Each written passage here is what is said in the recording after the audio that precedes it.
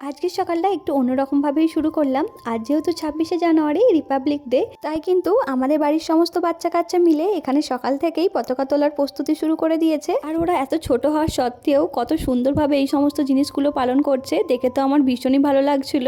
তাই ভাবলাম আমার এই রেগুলার ভিডিওর মাধ্যমে তোমাদের সঙ্গেও এটা শেয়ার করে দিই একটু। ওরা যে শুধুমাত্র পতাকা তুলেই সবটা শেষ করেছে এমনটা কিন্তু নয়, ওরা সবাই মিলে জাতীয় সঙ্গীতটাও কিন্তু খুব ভালোভাবে গিয়েছিল।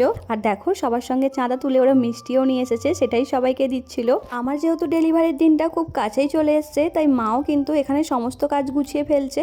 এই কাপড়গুলোই আর কি ডেটল জল দিয়ে ধুয়ে রাখছে, এগুলো কিন্তু বাচ্চা হওয়ার পরপরই ব্যবহার করা হবে, সেই জন্যই। আজকে তো সবারই আমাদের মা বাড়িতে নেমন্তন্ন ছিল, তাই মা রান্না করেনি। আজকেও আমি বৌমনিদের বাড়িতে খেয়ে নিয়েছিলাম। আর দেখো বৌমনি কত কিছু রান্না করেছিল। আর মাইমা কিন্তু এখানে আমার আর বাবার জন্য খাবারও পাঠিয়ে দিয়েছিল, ভাত, শাকের তরকারি, আর এটা ছিল পেঁপের চাটনি, তার সঙ্গে ছিল শুক্তো আর ছিল মাংসের ঝোল। সেইগুলো কিন্তু টিফিনে করে আমার আর বাবার জন্য পাঠিয়ে দিয়েছিল।